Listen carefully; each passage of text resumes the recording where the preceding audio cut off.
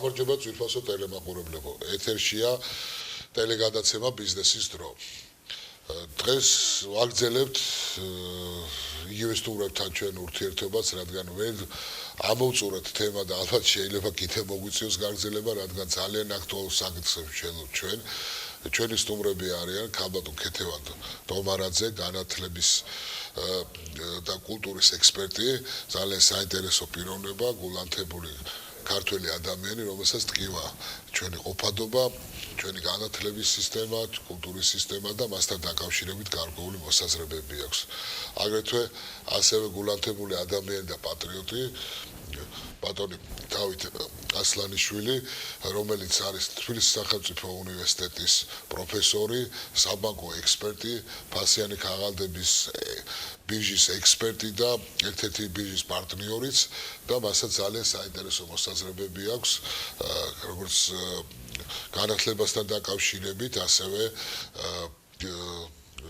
ბიზნესის ურთიერთობა განათლებასთან და ჩვენ ყველამ კარგად ვიცით, რომ კვალიფიციური კადრების გარეშე ფაქტიურად ბიზნესის განვითარება არც ერთ ქვეყანაში არ მოხდარა, არ ჩვენთან მოხდება და ამიტომ არის აქ ახალი საკანონმდებლო ბაზა უკვე პროექტებია წარმოდგენილი რეფორმებთან დაკავშირებით, რეფორმები სულ უნდა მიმდინარეობდეს, მაგრამ რეალურად უნდა ტარდებოდეს, რეფორმა არ უნდა იწყებოდეს ბოლოდან, უნდა იწყებოდეს აი 5-6 წლის ბავშვიდან დაწყებული სასკოლო ასაკი და პროფესიული განათლება და ასე შემდეგ.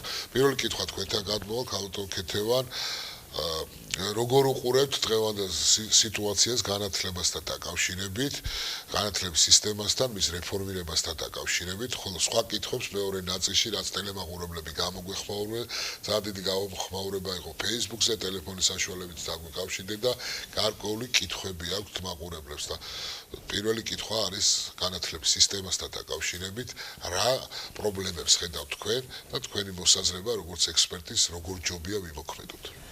სპედავს მოეხსენება, რომ ჩვენი გადაცემების ციკლი განაპირობა პრემიერ-მინისტრის განცხადება, რომ ჩვენ გადავდივართ განათლების სისტემა გადადის გერმანულ მოდელზე, ანუ განათლების დუალურ სისტემის დუალურ მოდელზე.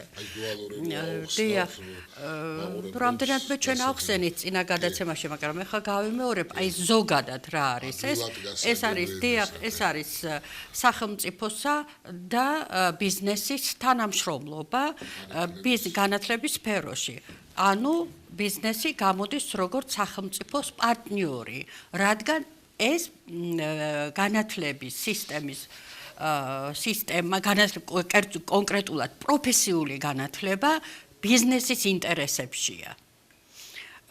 ბიზნესი მოგეხსენებათ, თუ არ განავითარე ყოველდღიურად, ყოველთვე, ყოველწლიურად, თუ არ შემოიტანე ახალი ტექნოლოგიები, თუ არ დანერგე ახალი სისტემები, თუნდაც თუ არ გაიაზრე ახალი თეორიული მონაცემები, ბიზნესი ისე ვერ განვითარდება.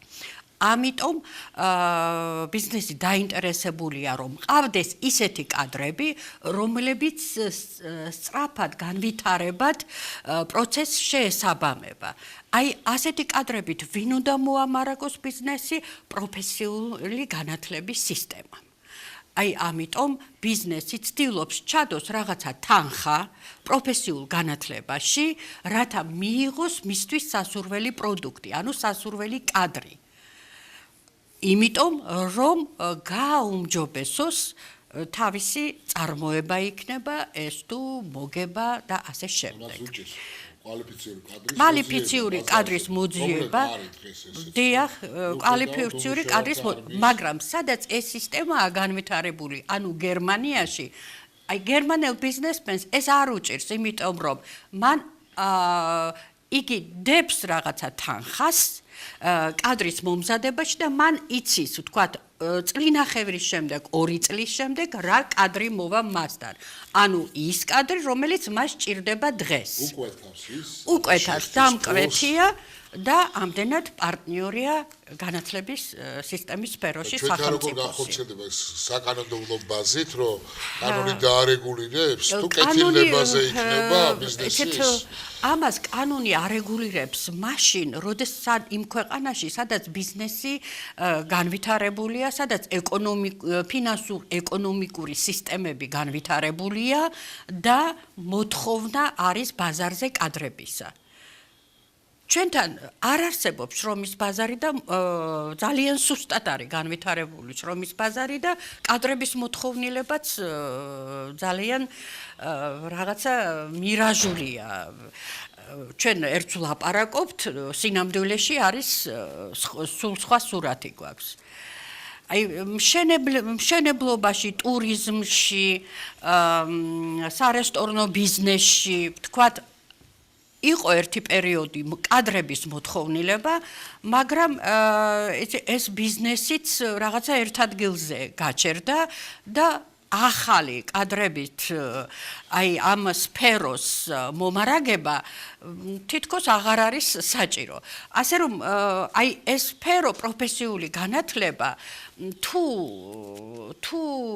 არ გაითვალისწინებს აი ასეთ ვითარებას, მაშინ მე არ ვიცი როგორ განვითარდება და გინდა დუალისტური მეთოდი დაარქვით, გინდა სხვა რამ ერთი პატარა კითხვა გავაკეთება.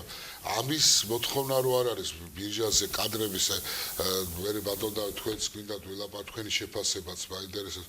აი საქართველოს მაინც რჩება ძალიან კარგი ინსტიტუტია ბიძაშვილ-მამიდაშვილობა, ფედვამშვილობის დონეზე, მაგრამ სამსახურში როცა არა კვალიფიცირებას მიიღებ, შენი გირჩევნია ესია ჩვენი ქართული მენტალიტეტი, იმიტომ რომ არ მივიღო მამიდაშვილის მამიდა აღარ დამელაპარაკება. მეგობრიშვილი არ მივიღო, მეგობარი გამებუტე.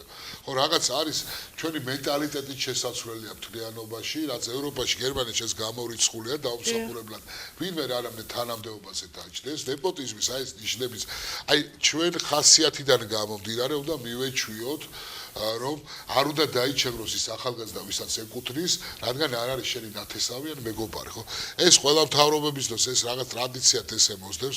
ერთი ეს პრობლემაა, მე ვხედავ, კითხვა აი მაგაზე თუ მეთანხმდები და მეორე არის ის პრაქტიკა წინა გადაცემაზე თქვი, თეორიულად ძალიან კარგად ვამზადებთ, მაგალითად, თუ პრაქტიკულად არ გავატარეთ და ის პრაქტიკა ისე ბიზნესმა უნდა გაატაროს. ეს მე ვფიქრობ კანონმა უნდა დაარეგულიროს, საკანონმდებლო ბაზა უნდა დაარეგულიროს, ეს უნდა იყოს კანონით დარეგულირებული და არა რაღაც ვიღაცების სიმპათიები ან ანტიპათიები.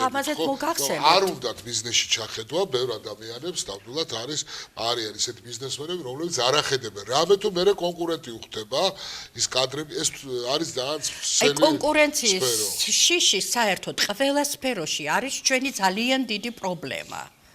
ეს საქართველოს პრობლემაა. ძალიან ჩვენი მე მახსოვს ბუღალტერი არასწავლი და ახალგაზრდა სულ თან სამსახური არ დაეკარგა. მიყავი მე ეს კომუნისტის პერიოდიც იყო, შემდგომ არასა გაზარდი ახალგაზრდა იქ უცხოეთში ალბათ არ არის ესეთი მიდგომა. ყველა ხედავს კონკურენტს, მე ასაკოვანი ვარ იმას რომ ვასწავლო, მე დავჭერთ. დიახ, ეხლა ჩვენ ისე წარმოვაჩინა პროფესიული განათლებაში აი დუალური პრინციპის დანერგვის რაღაცა სტარტირება, რომ თითქოს პროფესიული განათლებაზე აი დღეს დაიწყეს ფიქრი და აი ეხლა რაღაცა პანაცეა ეს და ეშველება ამ სფეროს. მაგრამ ეს ასე არ არის, ცხადია და ეს რომ ასე არ არის, მე მოვიტანე აქ დოკუმენტი, ეს არის პროფესიული განათლება საქართველოში, პრობლემები და პერსპექტივები. 2006 წელს არის ეს დოკუმენტი შექმნილი და ვინ დაეხმარა ამ დოკუმენტის შექმნაში, აი ეს ავტორები მადლობას უხდიან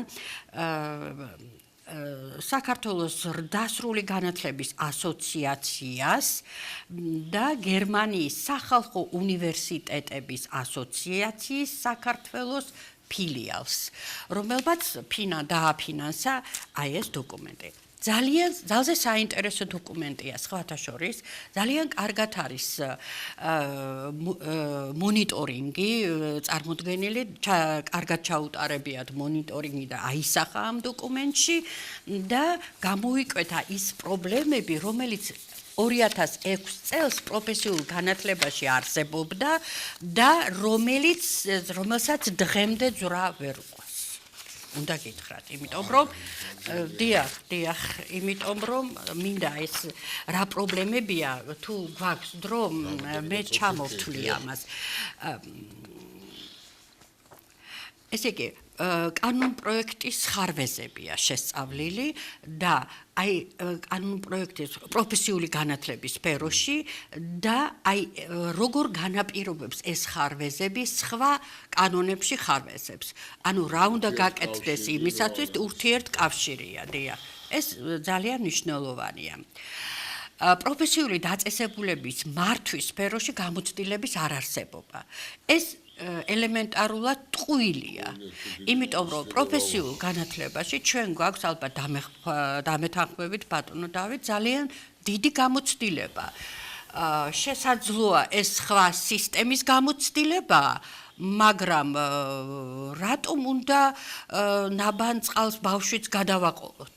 გამოვიყენოთ ის გამოცდილება და განვავითაროთ. იქ ისეთი სეგმენტებია, რომლებიც მცირე, ვთქვათ, გაუმჯობესებით მოგცემს ძალიან კარგ შედეგს, ხო? ეს კრედიტების დანერგვის შესახებ ინსტრუქციის არარსებობა, ეს კრედიტები რაღაცა ძალიან ის არის მოდური. გამოცდილების არარსებობა პროფესიულ საგანმანათლებლო დაწესებულების მიერ კრედიტების გამოყენების თაობაზე და ასე შემდეგ. და მერე ბოლოსია პროფესიული განათლების პრესტიჟი.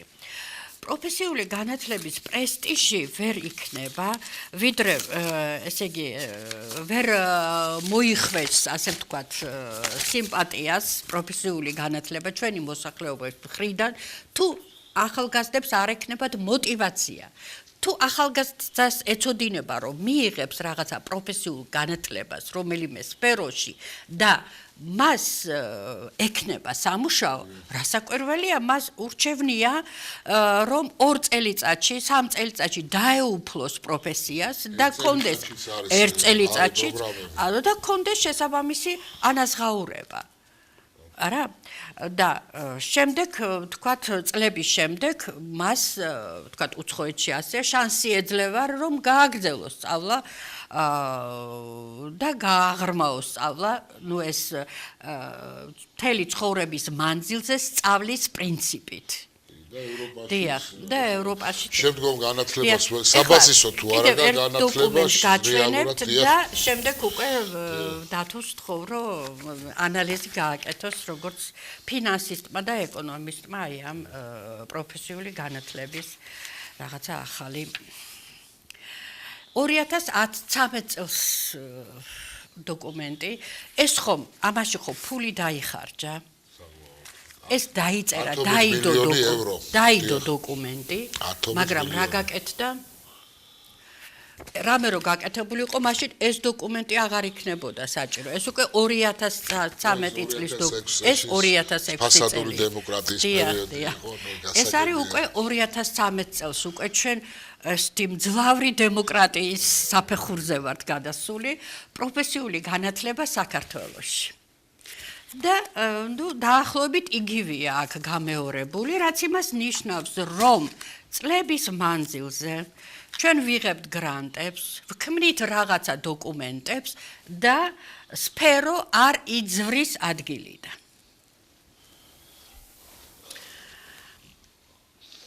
რას მეტყვით ამაზე ბატონოჩი?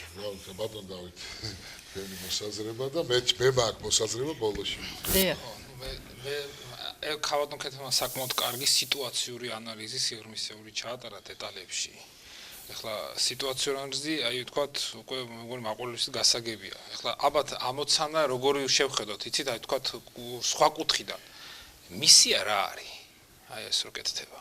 ან ის გრანტის გამომყოფის, ჩვენი რომ გრანტების ათვისება ვიცით და შედეგი როგორც ვთქვათ ნულოვანია, ეს უკვე ღრმა გამოცდილებაში უკვე გადასული. კი, აღარ გვაქვს სახელი, დიახ, კი ბატონო. ამოცანა რა არის?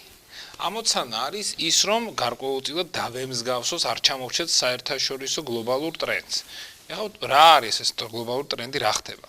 ესე კაცობრივ თქვათ არის პროფესორი კურავასაკი, შემდგომში დენიელ ბელი, ანუ ჰარვარდის პროფესორი, რომელმაც ჩამოაყალიბეს კონცეფცია, ნელ-ნელა ვითარდებოდა მე-20 საუკუნის, 21 საუკუნის მიჯნაზე სიტუაცია, რასაც ქვია პოსტინდუსტრიალური საზოგადოება. ანუ სადაც ჩვენ არა სამწუხაროდ, მაგრამ თქვათ ამერიკა, ევროპა და იაპონია განვითარებული ნაწილი, სხვა შეს ყველა არა მივიდნენ. ან მიდიან და ეხლა რაშია საქმე, ანუ რას ვადგებით საბოლოო ჯამში. ანუ პირველი ეტაპი ეს იყო აგრარული წარმოება, რომ ადამიანს თავი გამოეკვება, აგრარული რევოლუცია დავარქვით ასე, დამთავრდა ის ორთქლის გამოგონებით მე-18 საუკუნეში, გადავედი ინდუსტრიულ საზოგადოებაში და მასობრივ წარმოებაში. ინდუსტრიულ საზოგადოება მე-19 ელექტროქიმია, ელექტრონიკის, ქიმიის და სხვადასხვა აღმოჩენები, დავაკვირდით აღმოჩენების ეპოქა და ეხლა ვართ კომპიუტერიზებულ თანამედროვე პოსტინდუსტრიულ საზოგადოებაში. აი თქვათ, გასაგები აგრაულს აღარ შევეხები, გასაგები რომ ადამიანის გამოყვების საკითხები იდგა წინ და კაცობრიობის, ეხლა სხვა შორის გასაგებია შიმშილი არის აფრიკა რა რეგიონით ვასახელებ, თუმცა გენური ინჟინერია, რობოტოტექნიკა, ელექტრო ნოუ-ჰაუ ეპოქა ის შექმნა, რომ მაგალითად ამერიკის შეერთებულ შტატებში სულ 2 თუ 3% არის რეალურად წარმოებით სოფლის პროდუქტით დასაქმებული. თელ ამერიკას ხო თქვათ ყვება არ ყოფდა ერთი სოფლიოზე 15-20%-იც მათი მიერ იკვებება.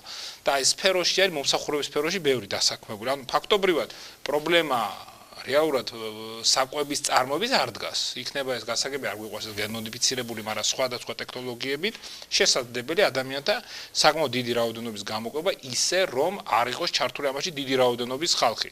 საბჭოთა კავშირის მაგალითი გვახსოვს რომ 40%-მდე იყო სოფლად და საკუთარ თავსაც ვერ ყვებავდნენ და იმპორტზე იყო ჩამოკიდებული ამხელა ტერიტორიის და ვითომ მედლეურის მასის მქონე ქვეყანა.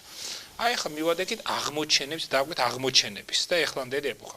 აღმოჩენების ეპოქა რა იყო? ანუ ადამიანი, რომელსაც არ გააჩნდა რაღაც ნიშანსვება კვალიფიკაცია, ედისონი, თუნდაც ნიუტონის საწყის ეტაპზე და სხვები, რაღაცებს აღმოაჩენდნენ. არქიმედმა რაღაც აღმოაჩინა, ნიუტონს თავზე ვაშლი დაეცა და რაღაც კანონი შექმნა.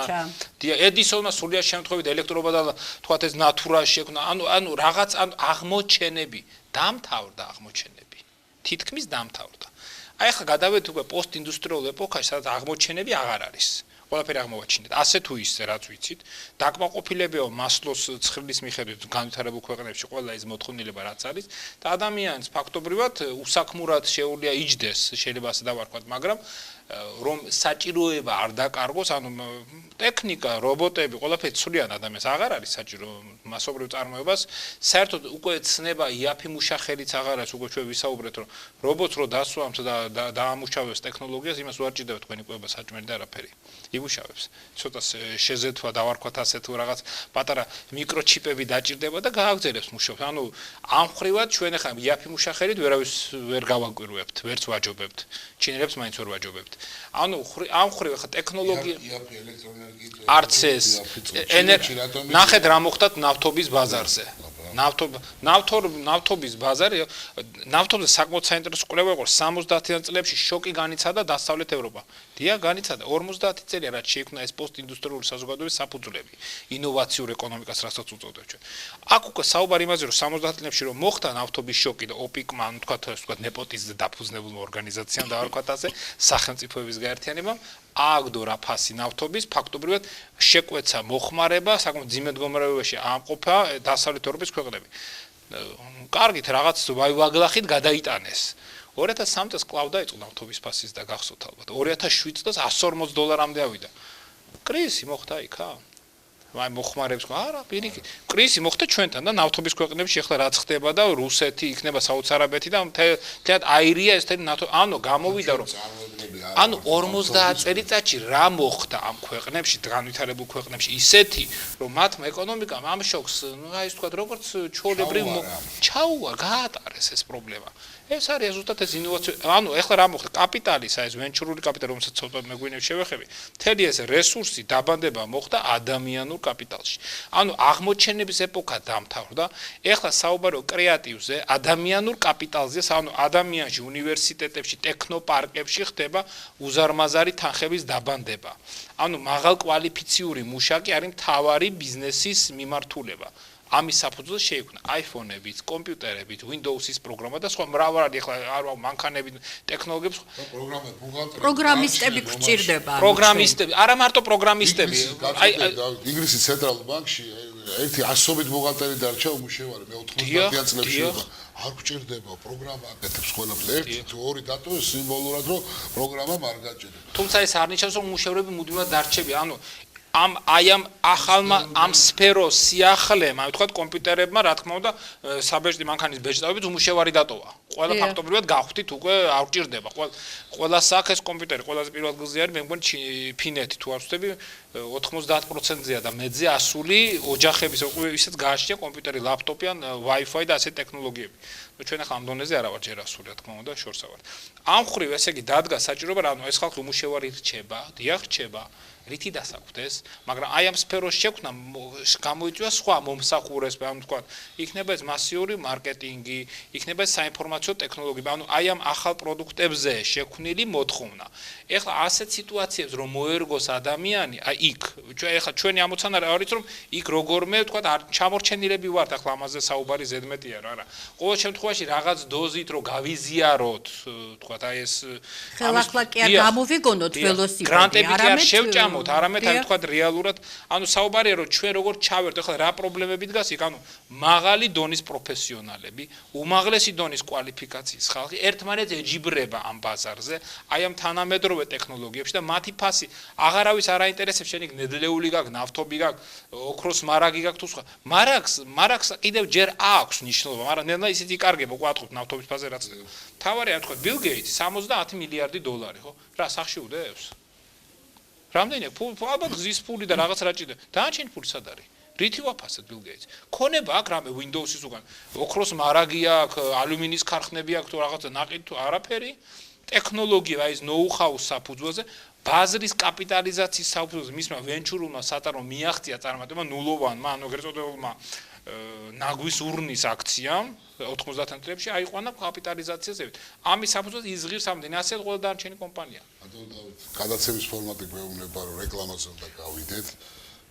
არ გადათოთ ციფრსო მაყურებლებო, ცოტა ხანში დავბრუნდებით ჩვენ საინტერესო სტუმრებთან და გავამგზავნებთ საუბარს ამ საინტერესო თემაზე, რასაც განათლება ქვია, რასაც ბიზნესი ქვია და რასაც ჩვენი ხვალიდელი დღე ქვია.